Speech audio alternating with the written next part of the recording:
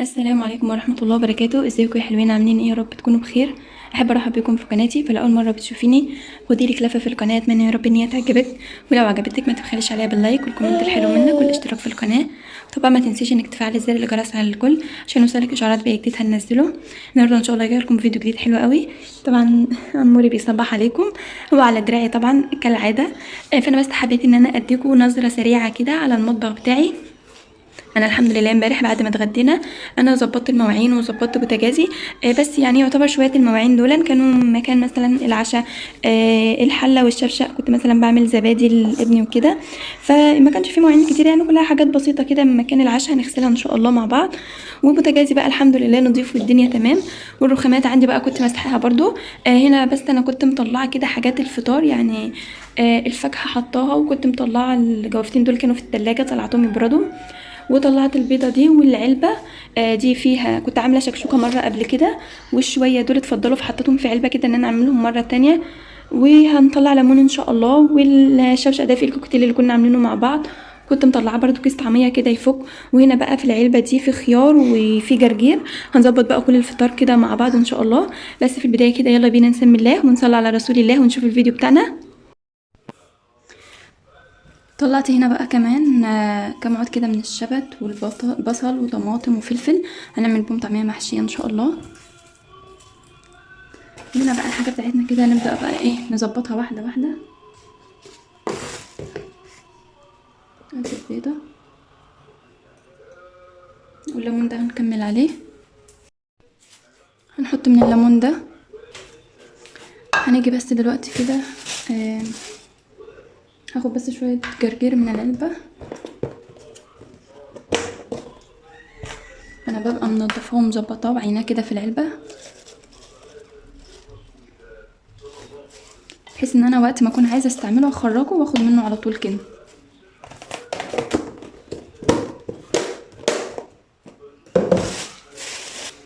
بس كده الجرجير تمام معانا. هنقطع برضو خيارتين،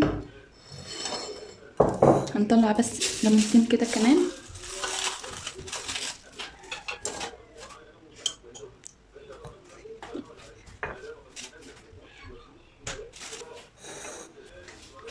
وجبت بقى طاسه هحط فيها شويه البصل بالفلفل بالطماطم دول عشان لما نيجي نعمل الشكشوكه، مش بقى صغيرين خالص، هعمل عليهم بيضه واحده. والطعميه برضو بقى ايه هحط عليها شويه ملح كده بصوت، ورشه كده من الكمون على الكزبره، وحاجه بسيطه خالص ما بين صوابعك شويه كده من الكربوناتو، مش هنكتر يعني، ما بين صوابعك كده رشه بسيطه خالص. تمام كده. ونحمر كمان حبتين بطاطس كده. هو ده بقى فطرنا تمام كده. هبدأ بس دلوقتي ان انا اجهز الحشوة بتاعه الطعمية بتاعتنا. هبدأ بس اخد الورق بتاع الشبت، مش هاخد العيدان دي يعني، هاخد الورق بس كده.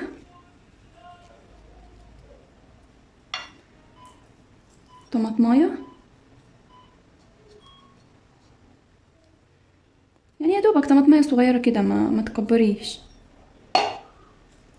هنضف بقى البصل والفلفل ده واجي تاني. نضفتهم بقى كده. الشطه انا خدت بس نص قرن على انه هو حراق فخدت نص قرن بس. هاخد بقى الكلام ده كله كده واغسله. بصوا بقى يا بنات، بالنسبه للحشوه ديت حابين انكم تقطعوها على ايديكم تمام مفيش مشكله. حابين مثلا تفرموها في الكبه تمام برضو. انا كل حكايه بس انا هفرمها في الكبه كانجازا للوقت، بس لما هفرمها خشن يعني ما تنعمهاش قوي. يعني انا هفرمها دلوقتي وهوريها لكم، بس لما هاجي افرمها هحط البصل والفلفل ده الاول ياخدوا ضربه واحده كده او ضربتين مع بعض، وبعدين هبدا بقى ان انا اضيف الخضره والطماطم لان انا مش عايزه الطماطم تتعصر قوي. فانا اللي هعملها معاكم دلوقتي وهوريكم هعملها ازاي. اهم حاجه بس خلوها تكون يعني فيها نسبه خشنه شويه، يعني ما تنعموهاش قوي زياده عن اللزوم. حابين تقطعوها على ايديكم او تبشروها بالمبشره تمام مفيش اي مشكله، يعني المناسب لكم اعملوه، بس انا هعملها في الكبه دلوقتي. خلاص بقى ظبطنا الكبه بتاعتنا كده زي ما قلت لكم في الاول. هحط البصلايه والفلفل والاحمر ده منه بس حراق، فانا يا دوبك بس حطيت نص قرن كده يدينا بس تست بسيط وخلاص. هنحط ورق الشبت،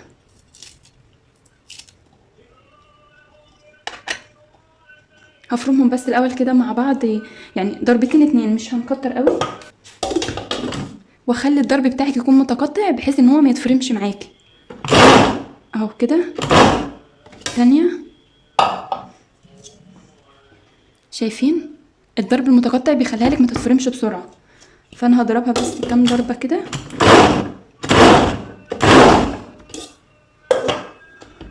تمام، هي كده بالنسبه لي حلوه قوي. هبدا بقى ان انا انزل بالطماطمايه. انا نزلت بالطماطم في الاخر عشان الطماطم لو انا حطيتها معاهم هتتعصر جامد وهتنزل ميه، وانا مش عايزاها تنزل ميه، يعني انا عايزاها بس يا دوبك تتفرم معاهم كده. هاخدهم برضو ضربتين.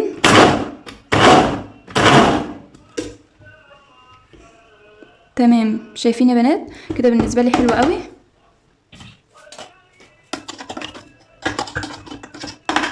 هاخدهم بس ضربه واحده كمان بس كده، حلوه قوي. هوريها لكم بقى دلوقتي. شايفين انا عاوزاها كده، لا هي مفرومه قوي ولا هي خشنه قوي زياده عن اللزوم، انا عايزاها تكون بالشكل اللي انتوا شايفينه ده كده. هنبدا بقى نفضيها في الطبق معانا كده بحيث انها تكون جاهزه معانا.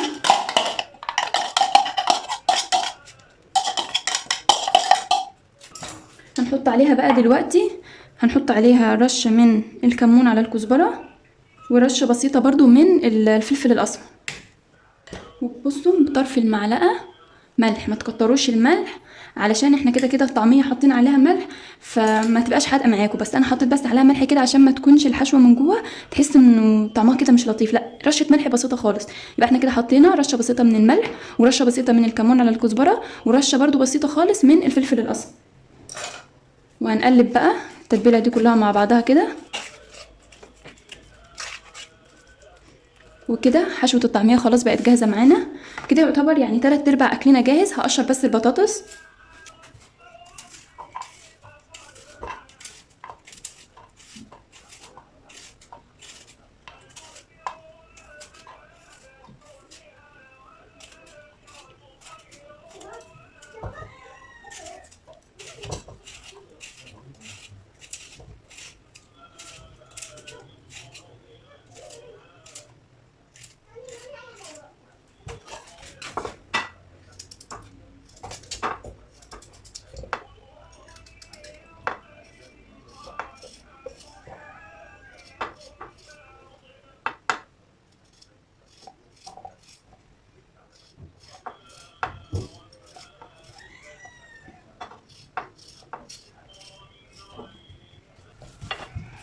خلاص بقى كده، خلاص انا خلصت البطاطس. هبدا بقى ان انا اغسلها واخدها هي تتقلي الاول لانها هتاخد وقت شويه، فهبدا بس ان انا اقليها الاول كده قبل ما اظبط اي حاجه تانية.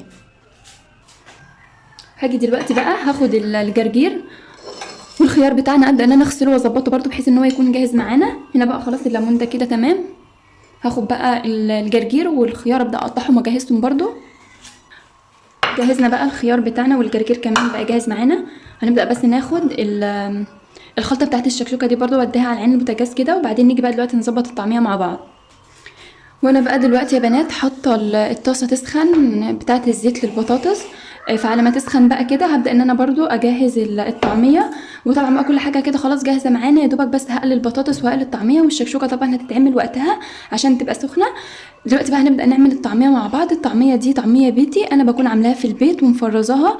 باجي مثلا لو انا عارفه ان انا الصبح هعمل طعميه بطلع الكيس كده بقطعه وبيطلع معايا المكعب زي ما هو كده، زي ما انا مظبطاها في الكيس وعيناها، وببدا ان انا اطلعها تفك من بالليل، بحطها في قلب التلاجة وتفك براحتها كده ما شاء الله. عايزه اقول لكم الطعميه البيتي دي بتكون حلوه قوي.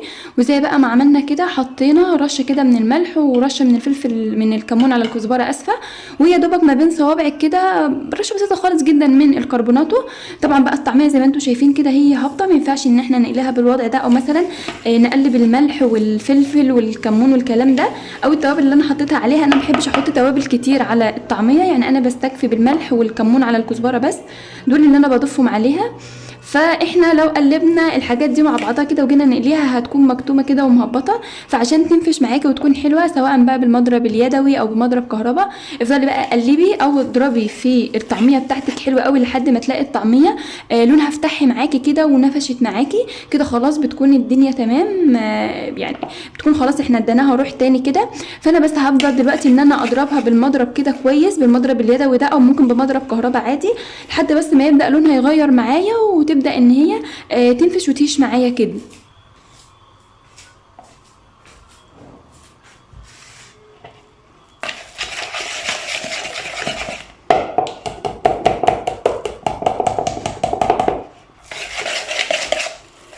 خليكم ملاحظين بقى عشان مع الضرب كده هتلاقوا ان لونها بدأ يفتح ويغير. وانا مش عارفه والله يا بنات الصوت هيكون واضح لكم كده ولا ايه، بس اتمنى يعني ان الصوت يكون واضح.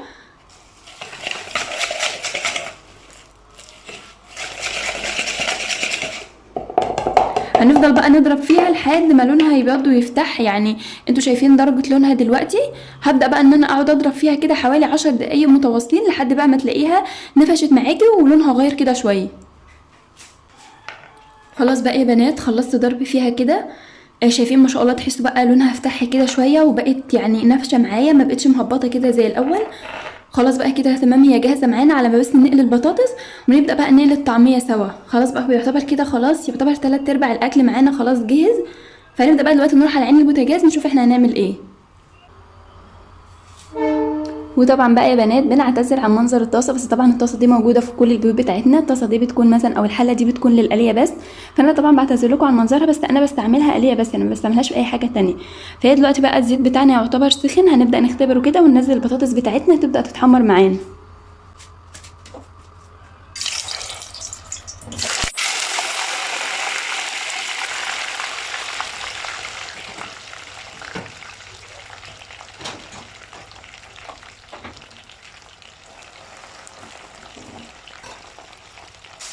وجيت هنا بقى جبت عندي بوله كده حطيت فيها شويه من بهارات البطاطس عشان ابقى اطلع البطاطس عليها وهي سخنه كده تبدا تشرب من التوابل دي. التوابل دي انا بكون جايباها جاهزه كده من عند العطار، بتكون توابل سايبه بتقول مثلا حد 5 جنيه او ب10 جنيه بهارات البطاطس.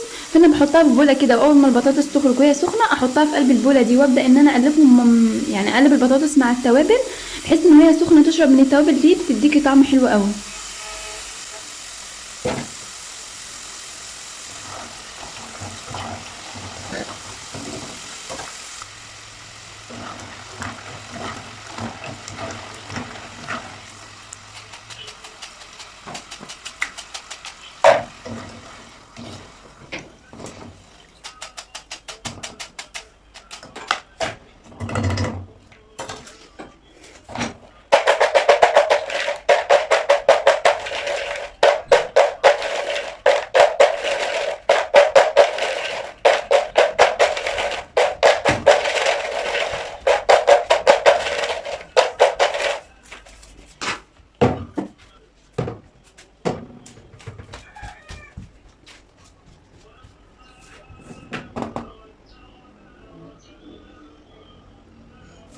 بنجيب بقى يا بنات شويه كده من الطعميه ونحط الحشوه في النص، بس ما تكتريش في الحشوه قوي، وبعدين نقفل على الحشوه بعجينه الطعميه تاني ونبططها حلو بقى. نبدا نقليها.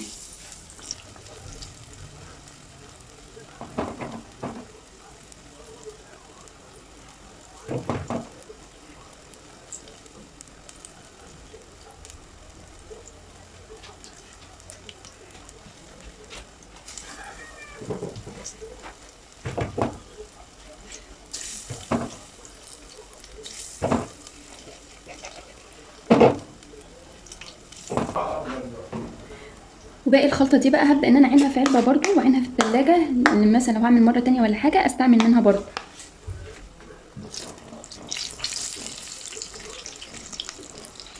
انا عملت بقى ايه يعني جزء محشي كده وجزء ساده، لان بنتي ما بتاكلش المحشي ده، فعملت لها بقى الساده دي بحيث ان لو تاخد لها سندوتش ولا حاجه صغير كده يكون على قدها. فعملت جزء محشي وجزء ساده، اعملوا بقى المناسب لكم او العدد المناسب يعني ليكي وكده. فانا بقى هبدا ان انا اقلبها. طبعا النار عندي هنا بتكون وسط، لا عاليه قوي ولا واطيه قوي، بحيث ان الزيت ما يكونش بارد معاكي فتشرب معاكي زيت. انا مخليه النار وسط بحيث ان الطعميه والخلطه اللي جوه دي تبدا ان هي تستوي معايا كويس. هفضل بقى اقلب فيها كل شويه كده من وقت للتاني لحد ما تستوي معانا.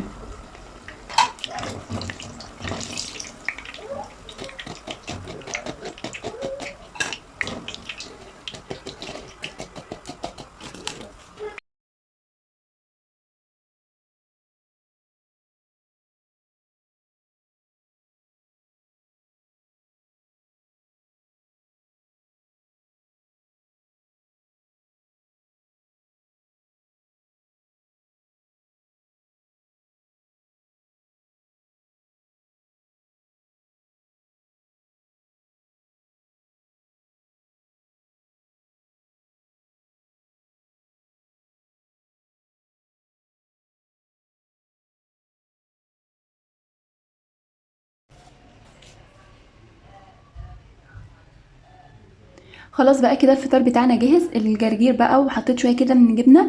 الجبنه دي انا بكون عاملاها بتكون جبنه قريش كده، وبحط عليها حليب وحبايه كده من الطماطم وقرن من الفلفل وشويه من الزيت على رشه كده من الملح وعصره نص ليمونه.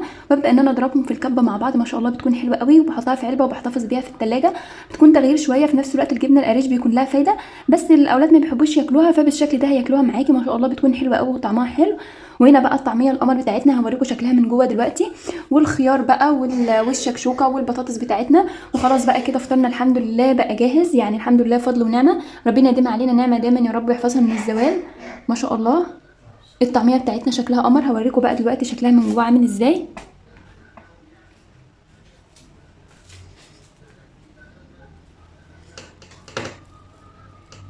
شايفين ما شاء الله هشه من قلبها من جوه ومستويه، والله يا بنات ولا معجنه ولا اي حاجه، ما شاء الله حلوه قوي.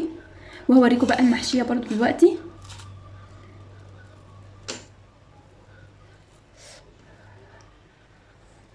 شايفين اعملوا الطعميه في البيت والله حلوه قوي، والحشوه بتاعتها دي بيكون طعمها جميل يعني ما شاء الله. عايز اقول لكم ان الطعميه مش محتاجه نتكلم عنها كتير. خلاص بقى نبدا ناخد فطارنا كده ونروح نفطر. ربنا يديم علينا نعمه دايما يا رب ويحفظها من الزوال. خلاص